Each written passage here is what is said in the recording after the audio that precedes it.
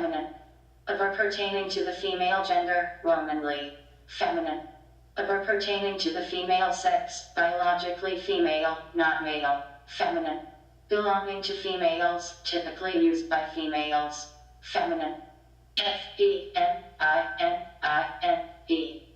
feminine.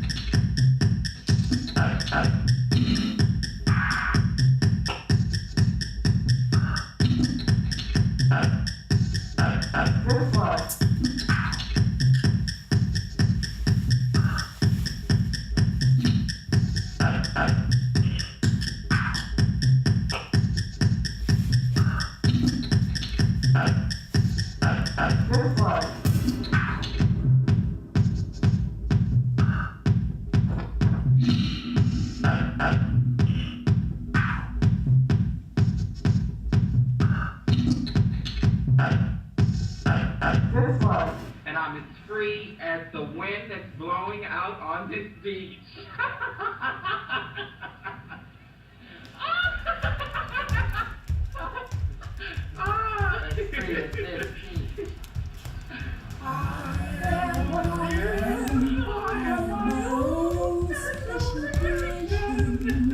So come take a look, give me the hook or the ovation.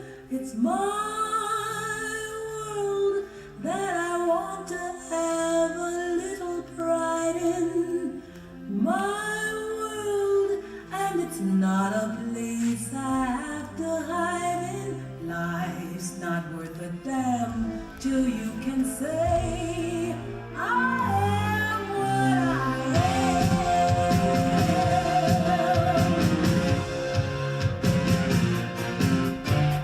So, what's more in you, feminine or masculine?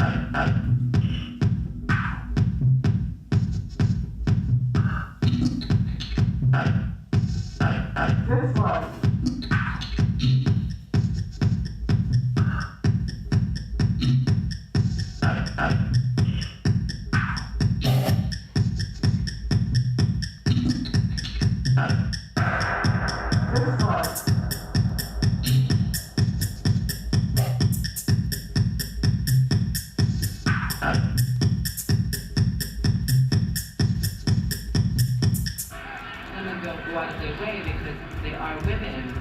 I went out my way because I wasn't, and I felt that I wanted to be the best I can be.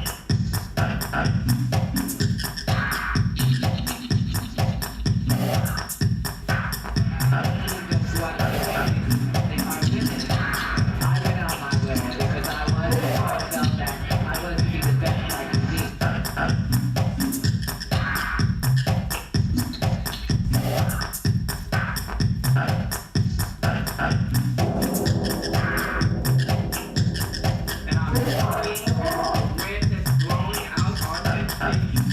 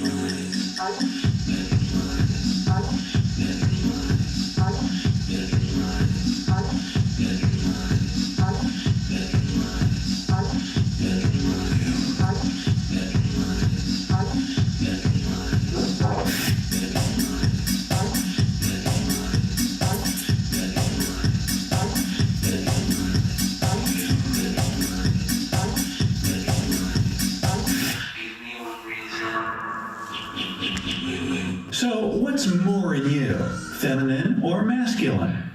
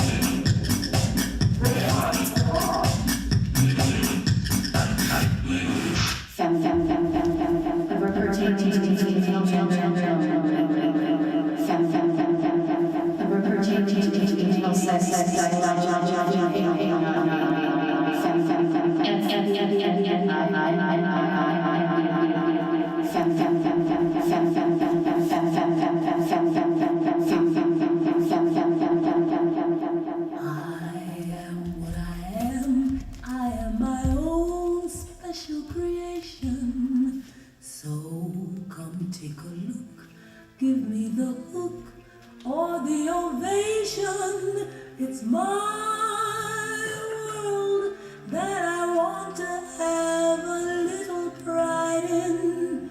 My world, and it's not a place I have to hide in. Touch this skin, darling. Touch this skin, honey. Touch all of this skin. Okay? You just can't take it. You're just an overgrown orangutan.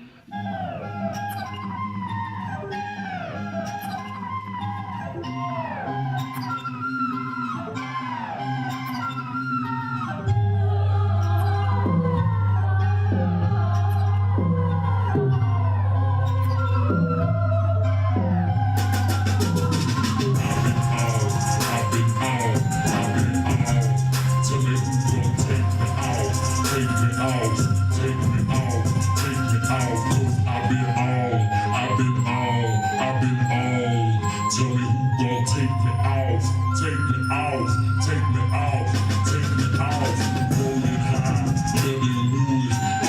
drill, that's what's good. Kiss my mama, show that love. Pop them bottles in that club. I heard your boo was talking lip. I told my crew, just smack that trick. Smack that trick, smack that trick. Guess what they did? Smack that trick. Gold everything. Gold ass chain, gold ass rings, gold ass fangs. You can see the stuff when you turn the screen. You can see the stuff when you turn the screen. Nigga the lights, the man of the lights. I'm number one shit down, ain't no height. The capital B means about that life. The capital B means about that life. I've been on, I've been on, I've been on. Tell me who gon' take me off, take me off, take me off, take me off, 'cause I've been on. I remember my baby hair with my titty braids. Frenchies, boudin in the parking lot. Shout out to Willie D. I was in that Willie D video when I was about 14. Looking crazy. Shout out to Pimp C. You know, we used to sleep and listen to that UGK. Thinking, yo girl, but your sister was alright. If your homeboys had it last night, man. Hold up, Texas Trill, H-Time going down, man.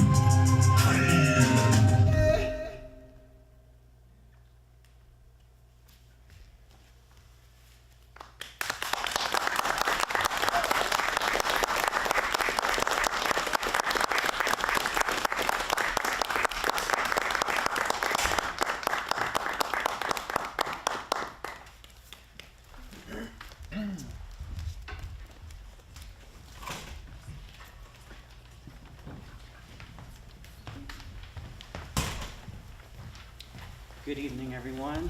I'm Christian Salinas, and this is my colleague Michael Robinson, and we're both with Q-Fest, the Houston International LGBTQ Film Festival. Our colleague and friend Adam Castaneda is backstage preparing for the show. Hawa The Ride is a collaboration with the Brooklyn-based artist Brotherhood Dance, and we're so happy that Orlando Hunter has been working with Pilot Dance Project for the past 3 weeks crafting this original work.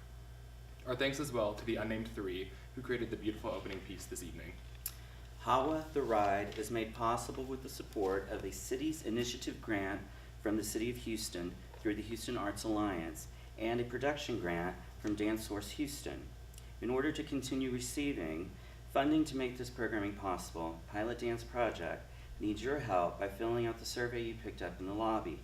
Please trade it in for a piece of candy after the show. And please stay with us after the show for a Q&A with Orlando Hunter. Thank you all.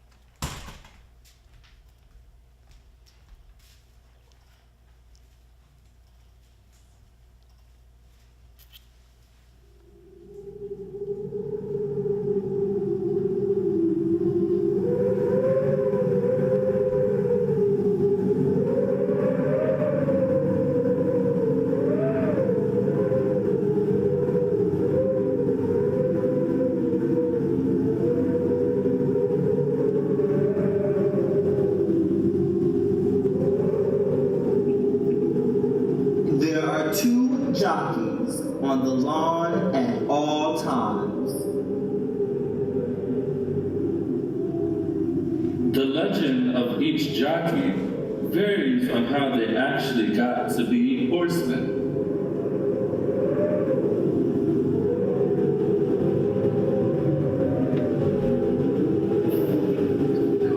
Some say Jocko was a spirit that died holding a lantern, waiting for Jefferson to come back from war in the winter.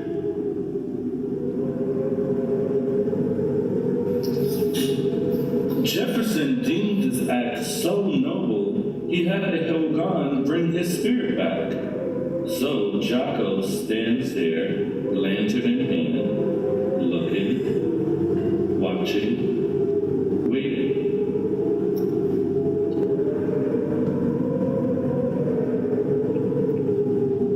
There are two jockeys on the lawn at all times.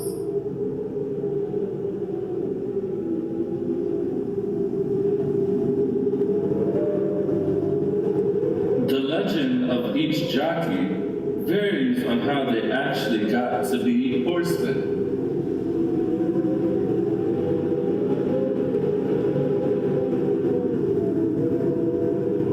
Some say Cavalier Spirit got the job next to Jocko because the boss needed more light.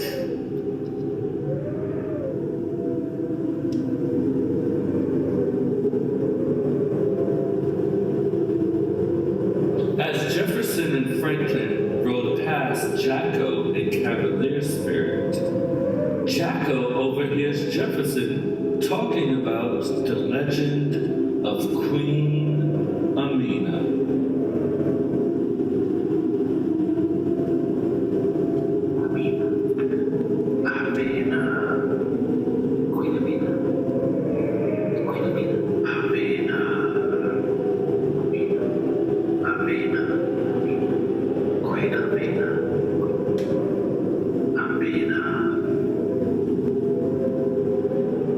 There are two jockeys on the lawn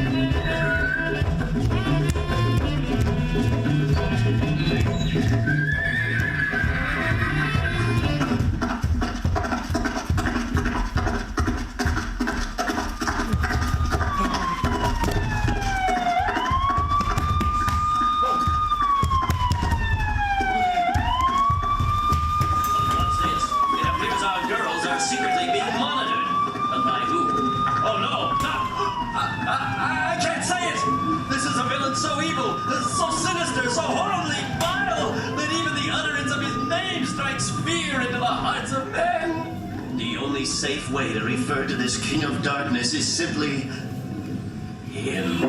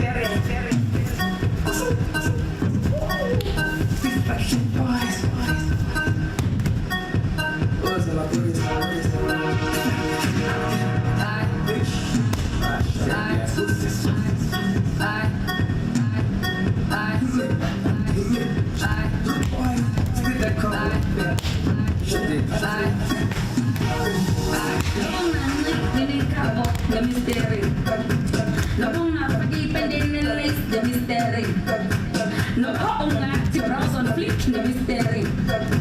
No bunga me, then next week, no mystery. I'm butchers and gold when I'm gold. They're not gay, don't matter la pen. I'm butchers and gold when I'm gold. They're not gay, don't matter la pen. Don't matter la pen. Don't matter la pen.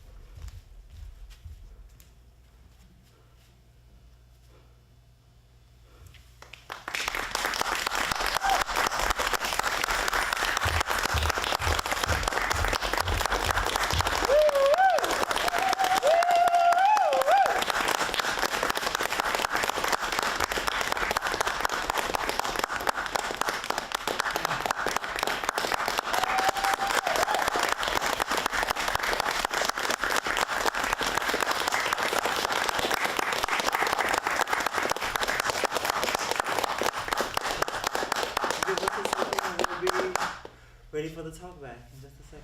Yes.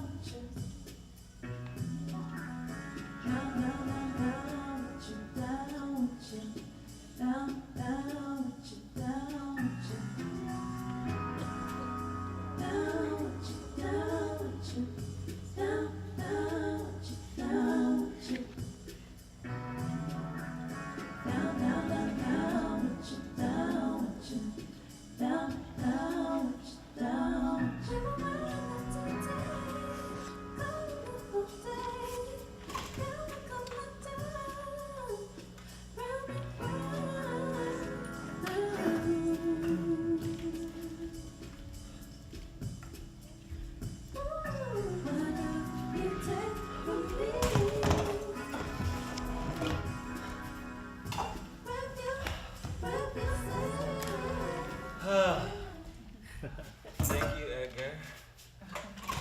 Good afternoon, everyone. Hello. My name is Orlando Hunter. I am one half of Brotherhood Dance. My partner, Ricardo Valentine, was not able to make it out this time with us because he's in school. He's working on an international studies degree in dance and photography. Yeah, just general thoughts. I like to open up with whatever came to your mind as you were watching.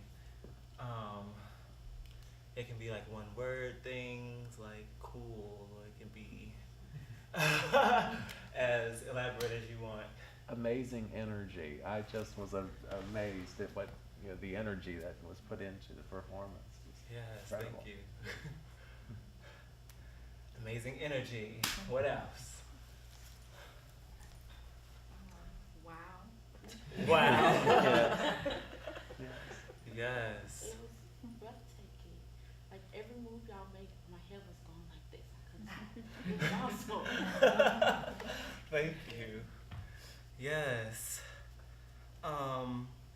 Well, a little bit about Brotherhood Dance. We created our collective in 2014 in Brooklyn, New York. That's where we're based. And we weren't seeing ourselves on stage. We are two dark-skinned men, same gender-loving, and we didn't see the multiplicity of who we were. We felt like people kept trying to place us in a box as being gay men or being black men or being whatever people thought we were. So we wanted to control the narrative for ourselves. So all of our work, we try to relate it to some sort of contemporary issue that's going on between race, sexuality, gender, environmental justice. We're very much connected to the land, if you can't see with our little fake grass. One day when we have enough money, we'll have real grass. But, yeah, so Hawa The Ride.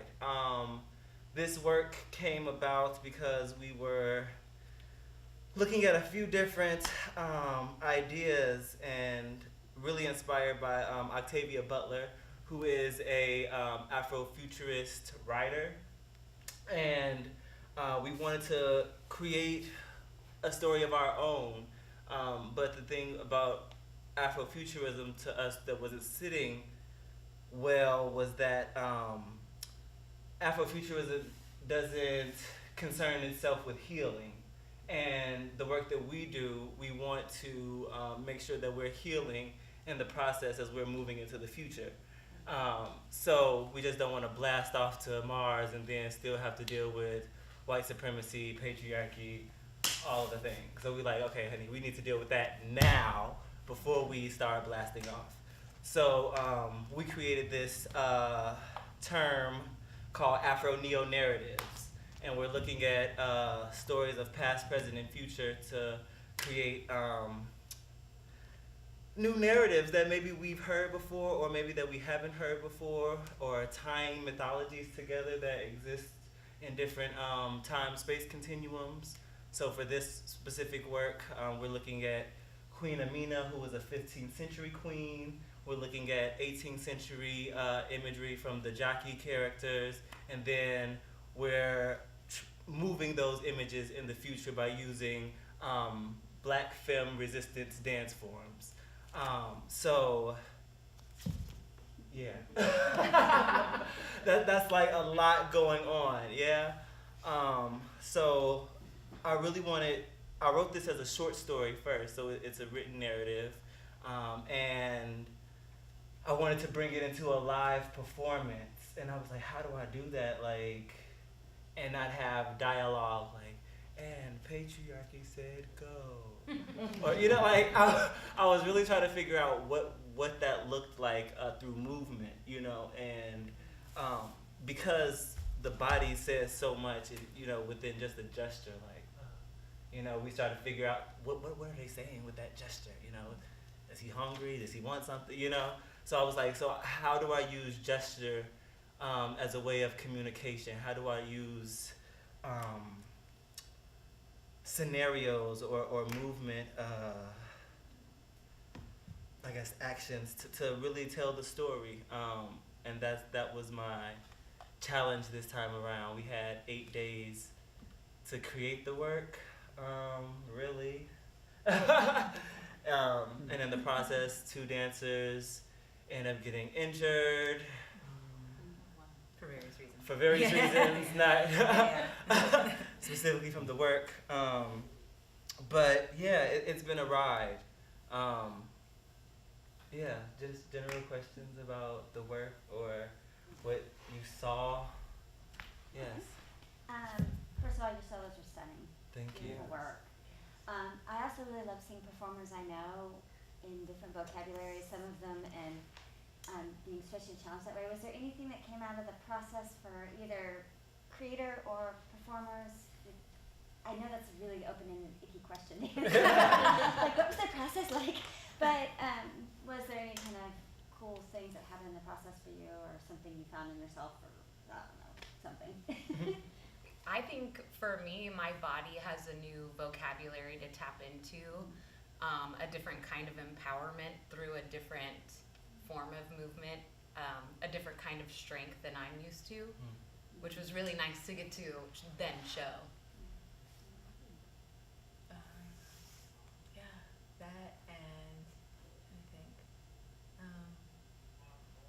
I think big thing for me ends up being like taking time for myself on stage and attending to myself as equally as I tend to the audience, especially when I'm like being sensual and not trying to come off as like take me and not trying to come off as sexy, like kind of blending that line really requires you to take a lot of time for yourself. That's something that I will continue to work on. And that I've been able to tap into during this piece quite a few times. Yeah, just a little bit more on that idea. The reason Queen Amina enters the work, or the reason I wanted to have her part of the story as someone we're like going towards, is because I believe in Black woman leadership, and I don't see enough of it. And I know Black women have the skills, and oftentimes are overlooked for what they offer to the world. And so I'm like, if the 15th century can have this woman in Northern Africa be the queen of a military, or the head of a military force, which were generally all men, why can't we have that same kind of ideology in the 21st century?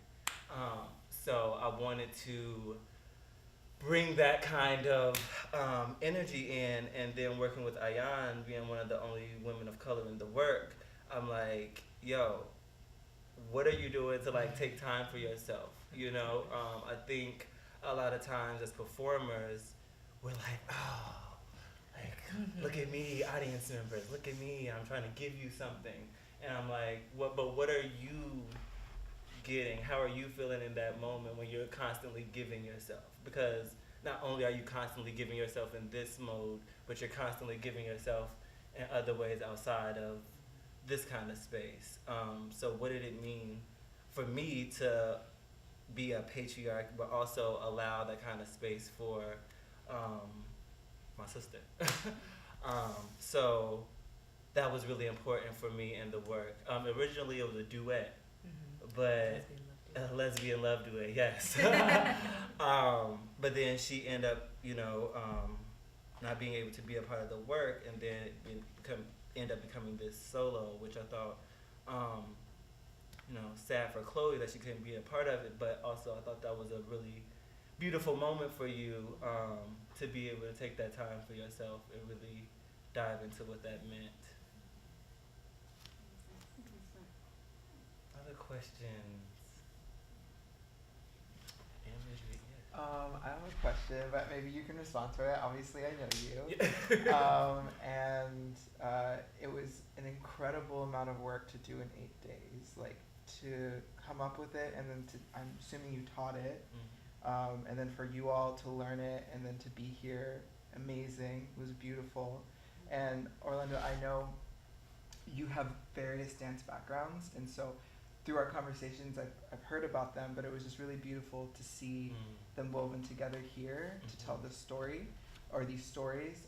And I don't know if you want to speak more to that, but if you want to, that'd be great. Yeah, I mean, my dance vocabulary comes out of contemporary Indian dance, I am a part of, because I'm about to be going back there to perform with this company. But in Minneapolis, there's a company called Anania Dance Theater. It's an all-women's dance company, women of color, and she creates work for women against systemic violence. And I was the first male body to be a part of her company. And her movement literally is an embodiment of women's resistance. So thinking about curvilinearity, thinking about the curves of the body and not being just one stick way or one way. Thinking about, so she added, yoga, chow, which is a martial art form traditionally done by men, and Odissi, which is the traditional or classical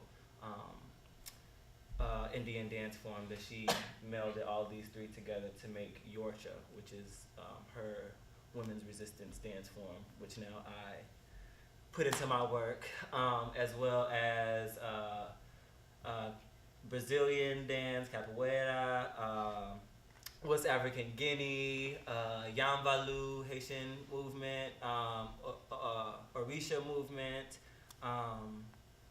Yeah, so it's like all of these movements that mean something, and you know, the work is really intentional, and everything that I've put together within this work has symbolism and energy to get us into the next thing, or for us to read into it for the context. So you will see like Yambalu, you know, thinking about ideas of skin, you know, and we're thinking about blackness and what does it mean to be called black when we are not actually these colors, but we're implicated in this black culture. And so while I was working with them as dancers, you know, some of them being closer to the culture in terms of movement vocabulary or not, we talked about what is cultural appropriation, what does that look like when you're taking on somebody else's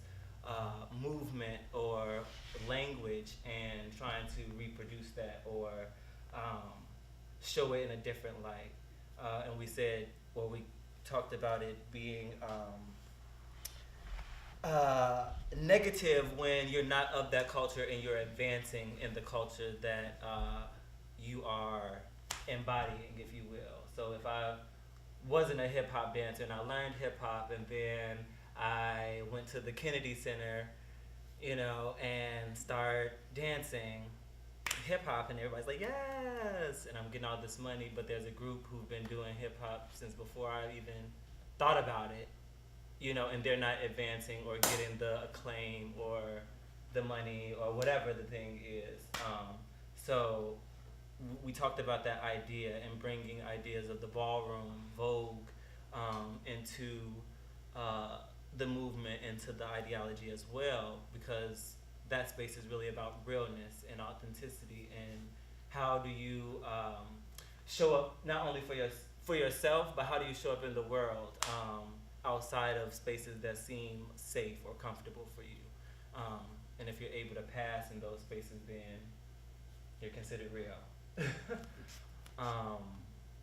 Yeah, so the movement vocabulary really is vast, and I'm pulling from all of my history as a dancer. Originally, I'm a hip hop dancer. With ballet training at all? Of course, with ballet training. Well, that's, I mean, because I'm not a dancer. Yeah, I mean, it all unfortunately. comes back down to ballet. Yeah, unfortunately, in the West, it's required in the educational systems that you learn ballet and modern dance as your mode of knowing how to dance. So before I even got into the academy or whatever, you know, I'm not considered a dancer until I step foot into that space, which is really problematic because there's not one way of knowing how to dance, and ballet is not the basis of all dance. And I think that's where, you know, we're trying to break some of these ideologies down within the work, thinking about ideas of patriarchy and hierarchies of that nature. Any other questions? I guess. Yeah. So I'm also not a dancer, so I have no idea how you all do what you do, which was amazing, by the way. But Thank you. More about what's your approach to creating something like this. So I write music, so I write in sections and sections. So when we see something like this, it's all one movement. I can't really break down like anything you're doing into separate sections, but I'm sure you do. So Yeah. like, what is your approach to actually creating this almost hour-long piece? Yeah, I mean, for me, it depends. Like, for this specific work, it was musical. So I create the soundscape myself. So all the sound you heard, mixed and matched it together. So it was really sound first that was coming to me for this work. So I was like, oh, who is patriarchy? What kind of sounds do I hear for patriarchy? And when I was thinking about it, I was like, okay, it's really like dissonant in my head. So I wanted to find some music that was really kind of like ugly to the ears. And then I thought about the Powerpuff Girls. And I was like, oh my gosh, I remember him from the Powerpuff Girls and how he was like this androgynous being, but was always like trying to like get the Powerpuff Girls. I was like, why are you just trying to get them? Like, just be their friend. But also I thought about that idea of patriarchy being this, being implicated in all of us as a gender fluid being, because I think a lot of the times when we think about the symbology of patriarchy, we think of it just being a male body, and we don't think of it as being an ideology that we're all carrying. So women included. So it's like, how are you asking your man to be a man, or how are you asking your son to be a boy or a man child or whatever? You know, how are we coming to understand this concept of manness? And I really wanted to break that down, and I really wanted to demask it. And this was my kind of ritual to do so, if you will. Yeah. I feel like it came as a full thought to us, at least, while we were learning the piece. Like, it was just as you explained it. Like, as you're explaining it, like, not one idea is just one idea. It's not really sections. But really like it's a full story he had in his head, and he brought it to us in its entirety, not in its like pieces. Right. So that was exciting. I mean, I think creating it, like, I've been thinking about this since 2016. So I've been thinking about it like in chunks, you know. I'm like, oh, so like, where do they go? Like, once they get off the lawn, like, who are they going to see? Like, what is this transformation? Like, what are the battles? You know, and I guess if you want to look at this as a section, it is, because this is the first battle, if you will, that we do. So we're gonna actually fight patriarchy and big pharma, capitalism and racism, and all of those sections will look different. Yeah, depending on my costume designer. The costume designer also, his name is Shane Ballard. He's an Emmy Award winning costume designer. I always have to say that because it's on his title. And, you know, I actually met him at Afropunk, which is a music festival in New York City and in different parts around the world. And he was like, I want to make costumes for you. I didn't know him, and I was just like, okay. And then he was like, no, I really want to make costumes for you. And we were already working with the costume designer at the time, and she was more like ready to wear type clothing. And Shane, he's obviously more theatrical and like ready for the stage. So I was just like, okay, you can make costumes for us. And then when he made the first costumes, I was like, oh my gosh, yes, you got the job. You got the job. So yeah, he designed all of these costumes.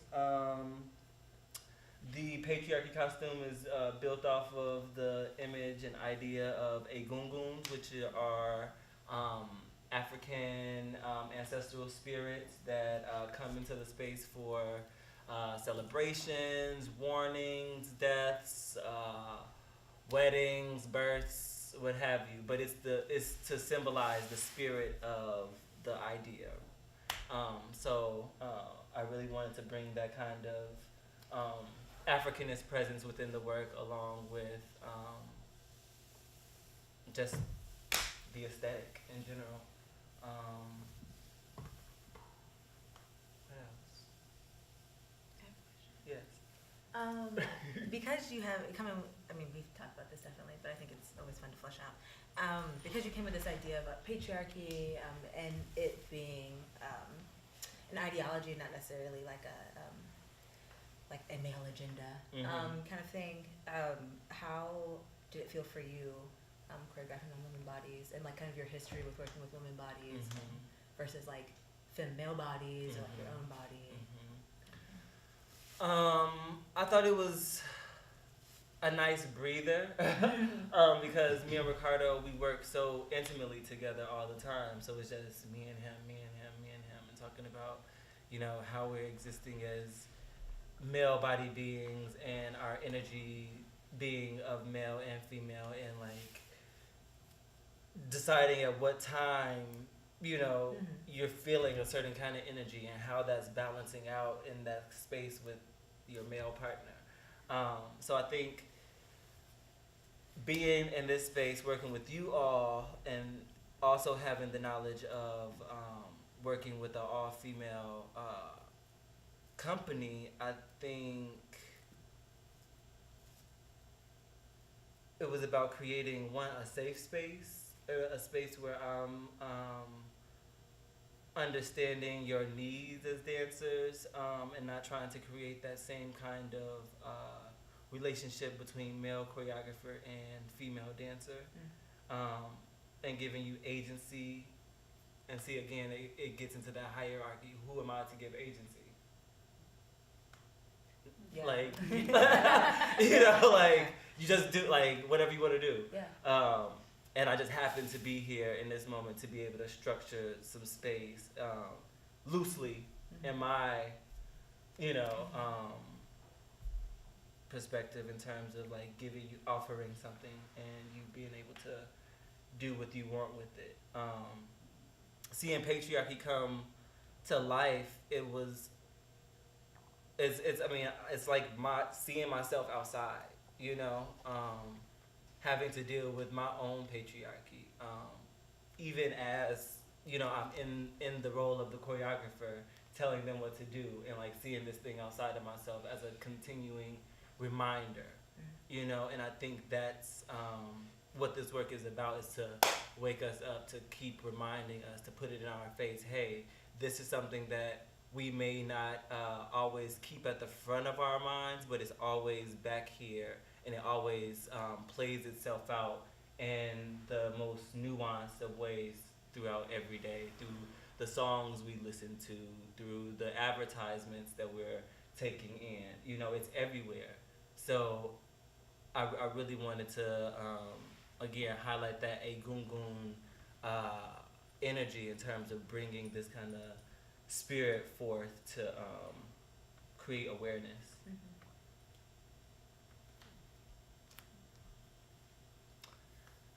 Any other last thoughts before we wrap it up, honey? Because I'm going back to New York tomorrow.